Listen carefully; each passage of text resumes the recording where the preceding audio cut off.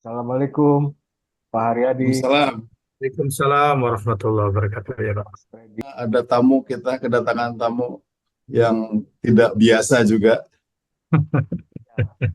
Pak Iwan mungkin bisa buka sedikit nanti Pak Haryadi biar memperkenalkan Ya, diri sebelum kita mulai ngobrolnya. Ya, Pak, para sobat sabot, kali ini kita ada tamu istimewa, Kepala Suku Dinas Lingkungan Hidup Jakarta Barat, ya, Pak Ahmad Haryadi. Beliau memaparkan program beliau. Saya tambahin ya, Pak Haryadi juga memfasilitasi kami untuk ASEAN Blue Innovation Nah, Challenge, itu lokasi kali pesanggerahan ya untuk project trash trap kita yang akhirnya bisa kita submit. untuk hal itu nanti kita bisa ada event, ada obrolan sendiri ya Om.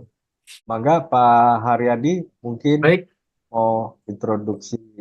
Ya, baik Pak. Terima kasih Pak Iwan, Pak Freddy, dan para sobat sabot ya. Ya, Assalamualaikum warahmatullahi wabarakatuh. Waalaikumsalam. Selamat malam dan salam sejahtera untuk kita semua.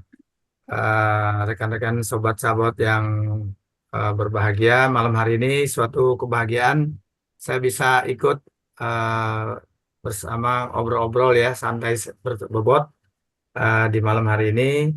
Eh, Alhamdulillah nih tim sobat sabot Pak Freddy dan Pak Iwan telah memfasilitasi kami juga untuk memberikan share terkait Hmm, paradigma baru perubahan pengolahan sampah di Kota Administrasi Jakarta Barat.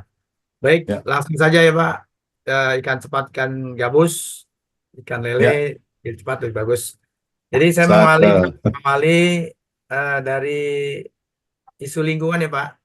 Jadi Ya, kan seperti kita ketahui bahwa sampah merupakan salah satu isu lingkungan yang ada di Kota Administrasi Jakarta Barat. Ya, selain masalah pencemaran udara, kemudian juga air dan seterusnya. Jadi hmm, memang penting sekali kita bincang-bincang obrol-obrol ya berbobot pada malam hari ini. Kemudian eh, kami mempunyai eh, dalam pengelolaan sampah ini Pak. Perkenalkan Pak ya, saya Ahmad Haryadi. Ahmad Haryadi diberikan amanah sebagai pelayan masyarakatnya sebagai Kasudin Lingkungan Hidup Jakarta Barat. Kami ya, eh, akan menyampaikan tentang paradigma baru ya pengelolaan sampah di mana kami melihat dari proses nih Pak, proses jalannya pengolahan sampah ya hmm, di Sumber. Nah, kami melihat nih ada tiga sumber Pak sampah yang ada, yaitu berdasarkan juga kajian dari Dinas Lingkungan Hidup, yaitu dari rumah tangga, dari kawasan dunia usaha, dan juga dari pasum ataupun publik ya. Pak. Kemudian, Meskipun itu semuanya berhulu dari rumah ya Pak ya. iya betul Pak, betul. Jadi memang ada tiga sumber Pak. Dari Hmm, rumah, ada juga memang dari interaksi masyarakat di Pasus-Pasum dan hmm, juga dunia usaha Pak. Memang mereka punya hmm. ini sendiri ya, punya Ya, segmen. betul betul. Betul betul. Kemudian Pak, eh, kami menggunakan strategi ya Pak dalam pengolahan sampah ini ada tiga Pak, yaitu pengurangan sampah, Hmm, kemudian penanganan dan penindakan. Kalau pengurangan hmm, jelas Pak ya, itu pencegahan, lebih banyak pada pencegahan. Kemudian penanganan itu sesuai dengan mana perda ada pengurangan dan penanganan sampah. Kemudian kalau penindakan, ini juga penting juga adanya pengawasan dan penindakan bagi pelanggar kebersihan. ya. Kemudian Pak, kami tawarkan ada eh, paradigma baru nih yang kami eh, kan yaitu, dan ini memang menjadi andalan juga bagi Dinas Lingkungan Hidup Provinsi DKI Jakarta, yaitu dari yang selama ini 30 tahun kita mengenal kukang Pak, kumpul angkut buang. Mhm. Ini sekarang kita rubah menjadi kupilah dengan semangat dari Perda 3, kemudian dituangkan dalam Pergub 77, Pergub 102, ya Pergub 77 di sumber rumah tangga Pak, kemudian Pergub Mhm. 102 itu pengelolaan sampah di kawasan. Nah, ini menjadi inspirasi untuk melakukan upaya-upaya kumpul, pilah, dan olah, Pak. Kumpul, Oke. kupilah ini ya, kumpul, pilah, Yang dan olah. asalnya yang bermula dari kumpul Angkut, buang. ya, Kumpul jadi angkut buang buang. sekarang Jadi menjadi selama hampir kumpul. 30 tahun lebih, Aha. Bantar Gebang masih mampu menerima sampah. Nah, Hmm. ini kebiasaan kita adalah sampah dikumpulkan, kemudian tanpa dipilah, diangkut, langsung dibuang ke Bantar Gebang. Hmm. Akhirnya setelah 2019 melihat kapasitas sampah di Bantar Gebang ini sudah mendekati overload. Nah, ini menjadi bahan kajian dan juga pemikiran kita untuk menyelesaikan sampah di hulunya, Pak. Nah, itulah Betul. makanya kita lakukan dari kukang menjadi kupilah. Nah, ini kami coba brainstorming, Pak.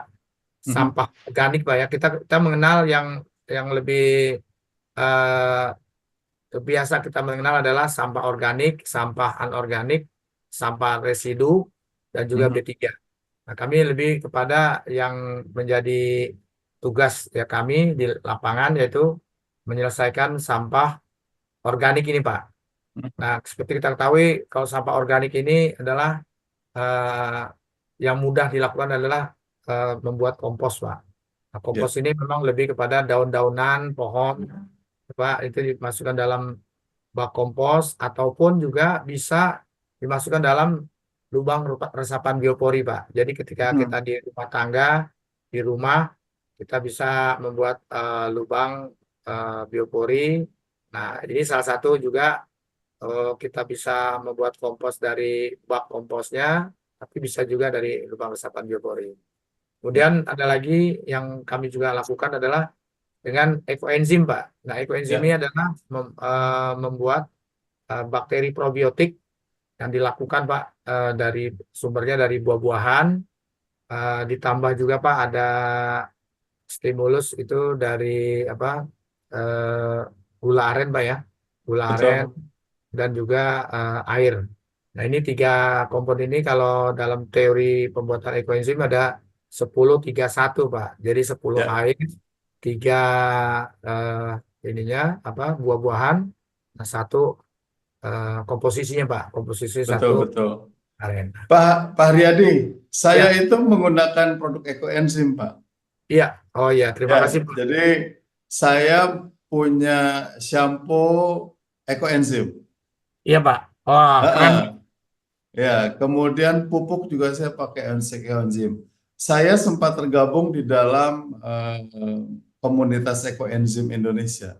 Ya, betul, Pak. Itu Dan komunitas. itu sangat menarik, menarik banget gitu loh. Karena ekoenzim ini tidak hanya untuk keperluan eksternal, tapi bisa Ya, menjadi bahkan semacam apa ya, alternatif untuk membuat ya, kita lebih sehat. betul, Pak. Betul Betul ya sekali. gitu. Dan ini ditambah lagi, Pak, yang kekinian adalah saat ini kan kita sedang menghadapi Idul Kurban ya, Pak. Mm-mm. Idul Kurban ini juga salah satu strategi kami menggunakan ekoenzim dengan kepekatan yang sangat yang lebih pekat gitu maksudnya, Pak, Mm-mm. penggunaannya.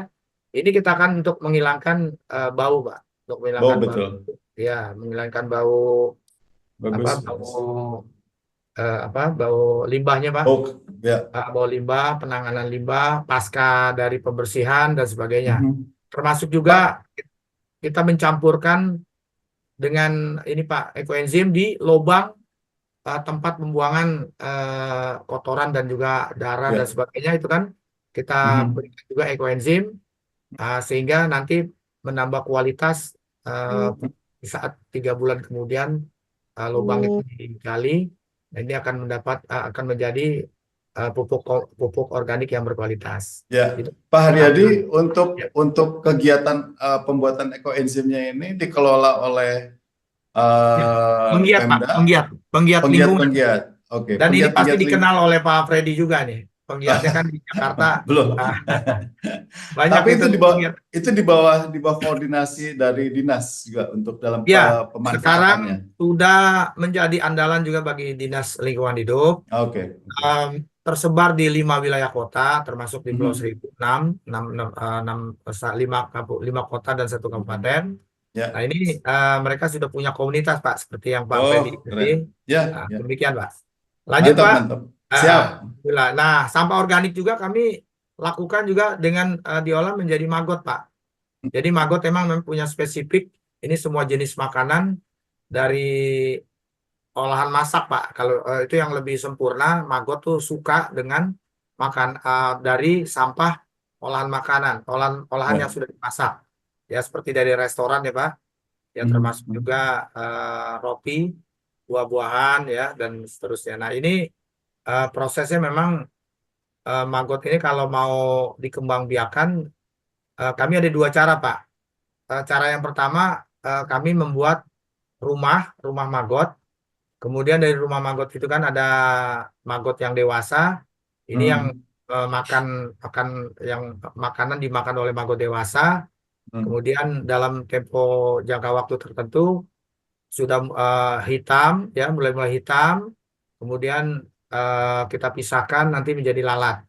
Kemudian nanti Mhm. dari lalat kita berikan satu tempat wadah, akhirnya jadi telur kan itu, Pak.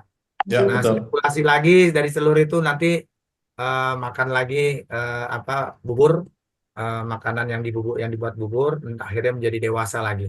Nah, cara yang kedua, Pak. Mhm.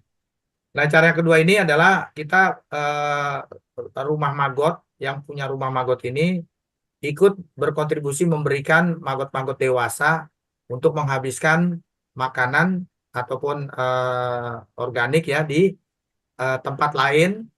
Nah, ini juga dilakukan menjadi kebijakan Pak Kadis, membantu mengurai makanan organik, Pak. Jadi artinya kreativitas saja dari rumah maggot di setiap RW, ya perwakilan RW yang kita memang tentukan untuk mengolah rumah maggot.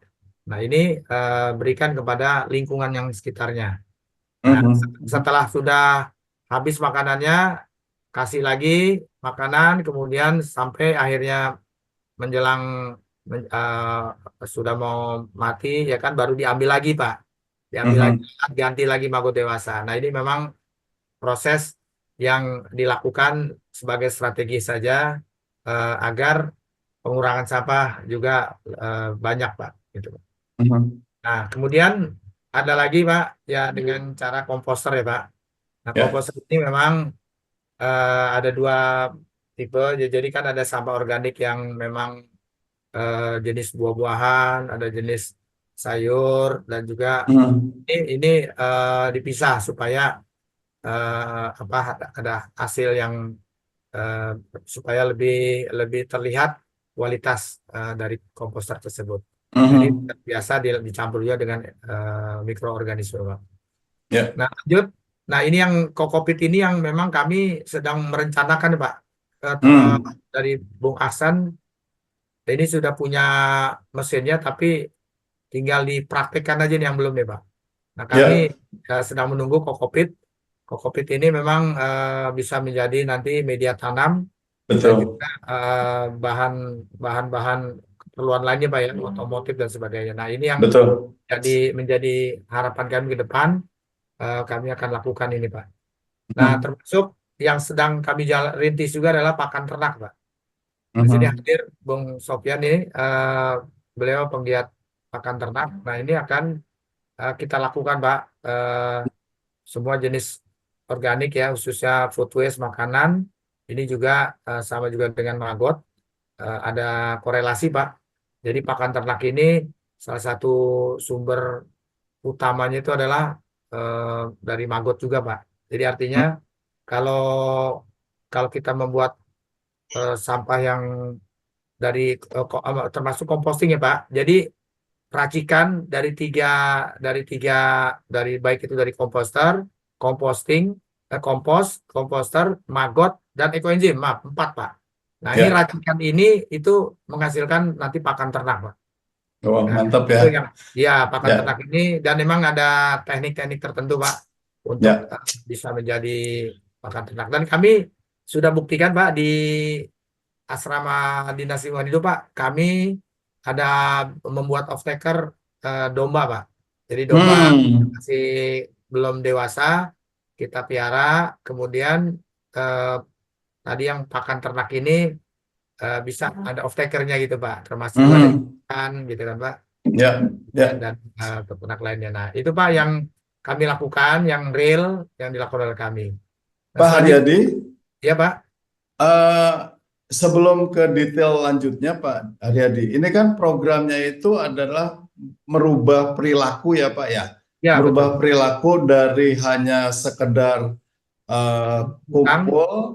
Angkut uang, kumpul angkut buang menjadi kumpul pilah dulu baru diangkut, olah, baru diolah. Oke, berarti pemilahannya itu dilakukan di rumah atau di TPS atau di apa Pak? Iya Pak, kami sedang simultan nih Pak. Jadi memang kan karena masyarakat kita udah terbiasa dengan kukang, sehingga kita perlu banyak sosialisasi dan edukasi Pak. Betul, betul. Jadi kami juga simultan dari Kupilah ini ada program pemilahan sampah di sumber rumah tangga. Nah kami juga ada instruksi Pak Kadis untuk membuat pendampingan Pak. Jadi pendampingan petugas kami untuk memberikan pendampingan kepada rumah tangga di RW. Nah, kami juga amanah dari Pergub 77 ada bidang pengolahan sampah RW. Ya, Jadi ya. nah itu Pak yang banyak diberikan sosialisasi dan edukasi. Oke, Nah, oke. ketika pemilahan belum berjalan maksimal Pak, apalagi petugas gerobaknya bukan dari orang LH Pak. Ini kan dari swadaya masyarakat. Nah, Betul, mereka itu juga gimana karena Pak? pendidikannya juga masih minim dan seterusnya. Ya. Kalau kita kurang sabar-sabar ya kan. Nah, ini mereka agak sedikit lama dalam menyerap untuk pemilahan sampah. Nah, kita cegatnya Pak di TPS Pak. Di TPS, oke. TPS, kita cegah di TPS ataupun kita cegah di bank sampah juga. Jadi bank sampah juga termasuk sebagai titik untuk pemilahan sampah. Jadi pemilahan sampah. Jadi selain TPS juga bank sampah, Pak. Ya, oke. Makasih, Pak. Ya. Lanjut, Pak ya. Ya, jadi, siap. Kami juga ada sampah organik. Ini programnya kami andalan semua ya di masyarakat di Indonesia itu sekarang sudah mengenal bank sampah, Pak. Tempat pengumpulan sampah organik yang bernilai. Nah, anorganik yang bernilai ini udah biasa, masyarakat sudah habit. Nah, kami kembangkan lagi, Pak. Nah, selain bank sampah, kami juga memberikan pelatihan kepada masyarakat yang punya kreatif kerajinan tangan. Juga ada pembuatan kerajinan sampah organik ini bisa menjadi bunga, ya meja dari botol-botol dan seterusnya, Pak. Malah kami juga mendorong ada salah satu RW yang masyarakatnya kreatif membuat ekobrik. Nah, ekobrik ini memang betul, Pak. Ini kan seperti botol kalau diisi dengan plastik-plastik, ya padat kan juga jadi padat kan, Pak. Ya. Nah, ini selain tadi buat meja, buat tempat duduk, tetapi bisa juga buat pengganti batu bata. Dan akhirnya bikin tempat duduk dan sebagainya di halaman warga, di halaman taman, itu dari ekobrik, Pak. Ya. Nah, itu. Lanjut, kemudian kami juga mendorong juga masyarakat yang punya kemampuan untuk membuat biodigester, Pak. Nah, ini biodigester memang nggak banyak, Pak. Kami memang ada masyarakat yang memang menggunakan karena mereka ingin memanfaatkan ada gasnya, Pak ya. Ambil gasnya ya. Gasnya. Tetapi memang ini kreativitas RW saja, Pak, yang akan di masyarakat, Pak. Nah, ini yang unik, Pak. Ini kan kami juga selain tadi sampah organik, anorganik, residu juga kami sekarang olah, Pak. Nah, inilah Pak paradigma baru dengan adanya program Kupilah ini, maka menjadi strategi bagi kami untuk memperbanyak pengurangan sampah di sumber. Ya. Nah, kami memang mendorong bank sampah, Pak, mendorong Mhm. bank sampah untuk melakukan pengumpulan sampah residu. Jadi, Mhm. nah itu next Pak kan lanjut juga akhirnya dengan program sedekah sampah kami. Jadi Oke, untuk oke. residu ini ya, residu ini memang lebih efektif dilakukan sedekah sampah. Kenapa? Karena Hmm. makna sedekah sampah ini kan Pak, bagi kami dan memang masyarakat yang lainnya eh, muncul ide ini Pak ketika saat COVID Pak. Jadi pada Betul, saat betul. COVID itu kan bank sampah banyak yang terpuruk karena tidak bisa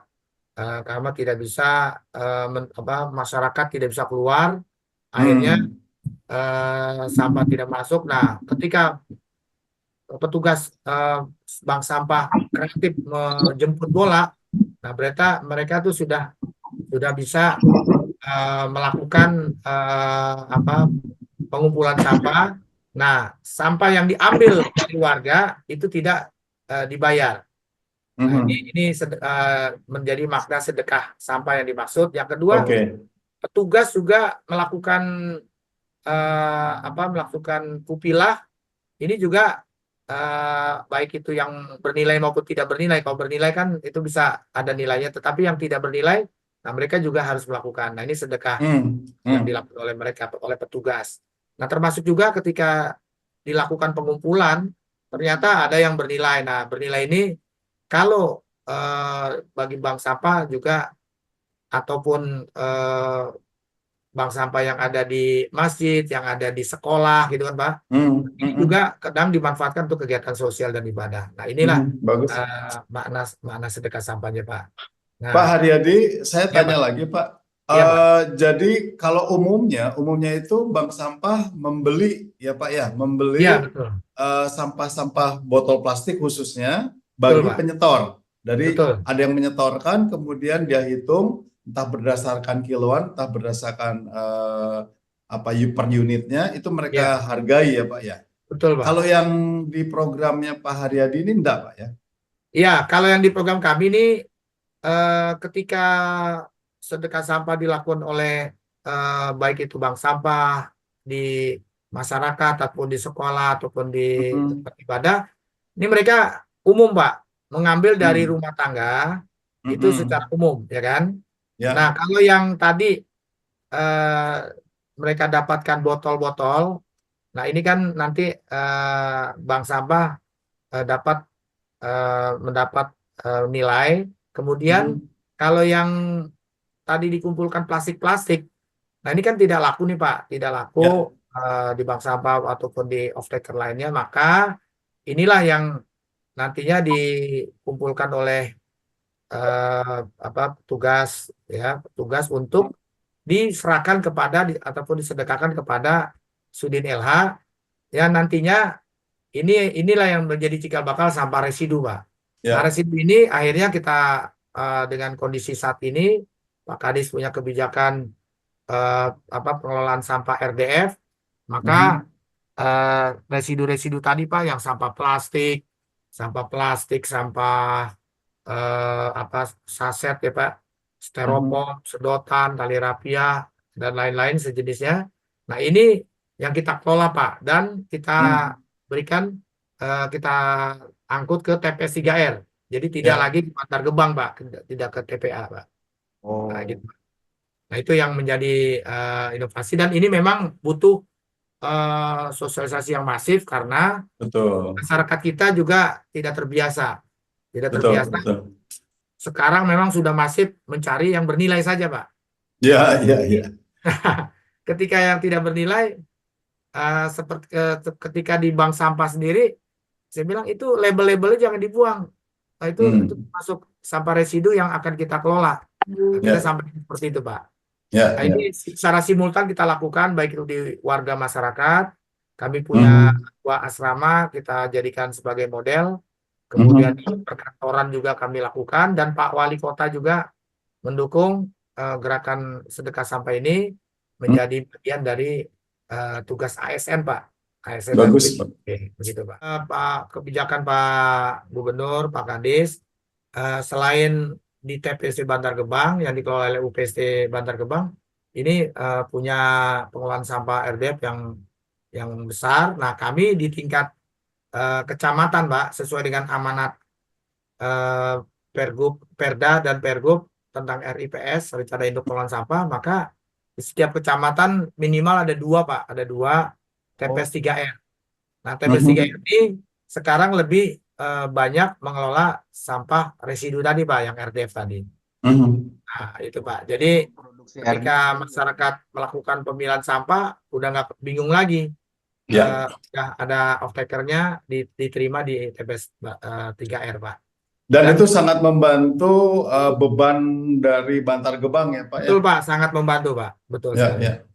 Demikian, Pak. Pak, Lanjut, Pak Haryadi ini saya pikir program bagus banget dan kalau ngelihat dari kompleksitasnya memang luar biasa ya Pak. Kompleksitas dalam artian orang-orang yang terlibat, pihak-pihak Ya, yang terlibat, komunikasi betul. yang harus disampaikan dan lain sebagainya. Ini proyek gede banget dan proyek besar. Siap, Saya tertarik suatu saat mungkin kita perlu ngobrol lagi, perlu undang lagi Pak Haryadi untuk siap, ngobrolin sosialisasinya seperti apa, kampanyenya siap. seperti apa gitu Pak ya. Siapa tahu Baik, nanti betul-betul nanti bisa oleh teman-teman Sobat Sabot ini, siap. ternyata undang-undang peraturan tuh nggak hanya tertulis, tapi ada yang menjalankan benar loh gitu loh. Karena Ya, selama ini keraguan kita tuh di situ justru. Ini peraturan kita canggih-canggih, undang-undang kita bagus-bagus dari mulai dari mulai presiden sampai ke daerah, tapi kok kenyataannya kok nggak kelihatan gitu. Nah ini betul, Pak. bisa menjadi sarana kalau teman-teman sahabat bisa lihat luar biasa yang dijalankan oleh timnya Pak Alhamdulillah, Pak. Haryadi dan Siap, Jakarta Barat ya. betul, Pak. Nah, ada lagi, Pak Freddy, Ya, Pak Iwan. Ini ternyata strategi pengelolaan sampah kami perlu juga memang ada program reward dan punishment. betul. Tadi kan sedekah sampah tadi udah kita jelaskan. Nah, Ya, ini eh, strategi yang berikutnya itu adalah reward dan punishment. Jadi iya, iya. ini memang melihat punishment ini penting sekali, Pak. Eh, Mm-mm. Termasuk juga membuka kanal-kanal, Pak. Nah, ini saya belum masukkan ini. Jadi membuka kanal-kanal pengaduan. Jadi Pak Gubernur itu memang membuat ruang kanal pengaduan sebanyak-banyaknya, Oh, bagus. sehingga termasuk juga anggota DPRD juga membuat kanal pengaduan, dan Mm. ini langsung tektok, Pak, kepada Mhm. UKPD user-usernya, dan kita cepat merespon, Pak, dalam Ya. waktu tidak terlalu lama untuk melakukan punishment. Ya, seperti contoh, Pak, ada Mm. kalau punishment ini ada beberapa tipe, Pak, ya. Nah, kalau yang Mhm. sifatnya tadi pengaduan, ketika masyarakat mengadu ada pembakaran sampah di satu Mm. lokasi, timestamp jelas, tempatnya jelas, waktunya jelas, dan juga pelakunya jelas. Nah, ini Mm. walaupun seminggu baru kita TL, itu tetap kita akan lakukan punishment, Pak. Karena memang di perdanya sudah jelas, sudah tertera, dan hanya tinggal kita petugasnya yang melakukan penindakannya, Pak. Gitu. Nah, Waduh, saya jadi pengen mengadu nih sebetulnya, tapi saya siap, posisinya di luar Jakarta Barat ini, Pak. siap, siap. Jadi kepengen pindah Pak, balik. ini program ini juga salah satu yang kita kita selalu bicarakan gitu. Kita Iya, punya Pak, siap, undang-undang, kita punya peraturan, tapi siap, kemudian apa nih kalau kita melakukan dapat apa, kalau kita tidak melakukan apa nih sanksinya dan lain sebagainya. Dan ini sudah ya, dijalankan oleh Jakarta Barat juga ya. Mungkin ya, Pak, daerah-daerah lain sudah menjalankan, cuman kita tidak terekspos. Dan ya, mudah-mudahan dengan kita mendapatkan penjelasan dari Pak Haryadi ini dari siap. Dinas Kebersihan dan Lingkungan Jakarta Barat, Dengan hidup, ya, Pak. teman-teman yang lain bisa menjadi lebih hidup dan lebih bisa mengekspos diri juga gitu ya. Siap, betul, Pak. Nah, ini juga, Pak, ada model lain, Pak, cara Ya. punishment ini sebagai bagian juga edukasi, Pak. Nah, ini kan kami tampilkan foto di saat hari bebas kendaraan bermotor, Pak. Atau pada saat event-event keramaian di masyarakat, Ya. ini kita melakukan membuat posko, kemudian kami juga bersinergi dengan stakeholder lainnya seperti Satpol PP ataupun ada Diksub atau PPSU, PJLP Kelurahan dan seterusnya. Kami lakukan pengawasan dan penindakan bagi pelanggar kebersihan. Jadi memang mereka secara masif membuang sampah ataupun sampai puntung rokok pun juga itu kita ketahuan di lapangan ketahuan, Pak ya. Nah, ini Ya, juga kita tindak dan akan. ada beberapa langkah juga kalau yang memang masif itu di dalam kegiatan keramaian memang jelas-jelas dia sengaja itu kita akan tindakan kena eh, sanksi denda. Tetapi Oke, ya kan yang pelakunya ini kan adalah anak-anak sekolah ya kan atau anak-anak di bawah yang belum dewasa, maka kita betul. lakukan sanksi sosial, dia suruh bersihkan di sekitar Hmm. area itu gitu Pak. Nah ini Menarik, juga menarik, Pak. jadi itu langkah-langkah kami melakukan. Nah sekarang jarang sekali Pak di HBKB orang udah takut kan mau mau buang sampah. Memang kita nggak nyiapin tempat sampah ya, tapi mereka juga nggak boleh buang. Nah kita siapkan itu Betul. dulu. Nah itu Pak. Oke. Jadi siap. Menarik, menarik banget Pak Haryadi. Ya, Sayang waktu kita nggak cukup banyak lagi. Kita tinggal punya siap. 7 menit nih untuk sampai Siap. ke ujung obrolan kita. Ya, Tetapi sudah sangat jelas tadi program-programnya dari hanya mengumpulkan kemudian langsung angkut. Sekarang sudah harus dipilah dari mulai rumah tangga kalau bisa ya Pak ya. ya betul. Sehingga pengolahannya nanti dalam bentuk yang organik mau diapain, anorganik mau diapain, bahkan residunya mau diapakan itu sudah jelas juga, dan ke siapa kita store-nya pun kita sudah jelas ya Pak ya. Ya betul. Saya pikir kita perlu support ini terus ya Om Iwan ya. Iya. Pak Haryadi, saya bisa nyatakan bahwa channel kami, channel Sabot ini akan terus mensupport apa kegiatan-kegiatan semacam ini. Khususnya kalau malam ini Pak Haryadi sudah menjadi tamu kami akan support Pak Haryadi Pak untuk pelaksanaan berikutnya apabila kami masih diperlukan ya Pak ya. Saya pikir Siap. itu ya Om Iwan ya. Sebentar Pak Haryadi, ini ada Pak Ilham, Pak Sofyan, Pak Gino, ini siapa ini? Ya itu penggiat lingkungan kami.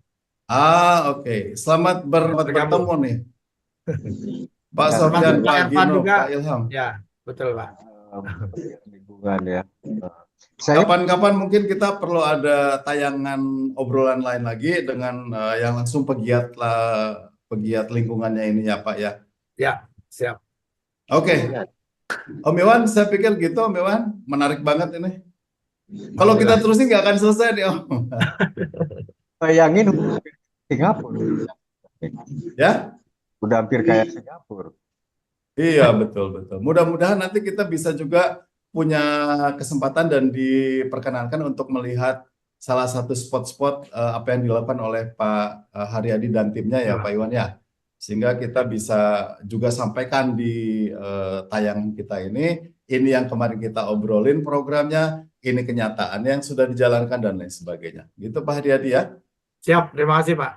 Oke, Pak Haryadi, seperti yang tadi saya sampaikan, kita akan ketemu di obrolan yang berikutnya mengenai hal yang serupa tapi yang lebih tajam lagi dari yang barusan kita bicarakan. Baik, Pak Freddy, terima kasih Pak Iwan. Sesudah ini tayangan landfill ya, kita ada tayangan landfill, habis itu nanti kita siapkan Ya. dengan Pak Haryadi. Oke. Terima kasih Pak Haryadi sudah gabung dengan obrolan Sabot. Terima kasih juga Pak Sofyan, Pak Ilham, Pak Gino nih yang sudah berpartisipasi. Sampai ketemu lagi, tetap sehat, tetap kelola sampah dengan bijak. Siap. Assalamualaikum. Waalaikumsalam warahmatullahi wabarakatuh.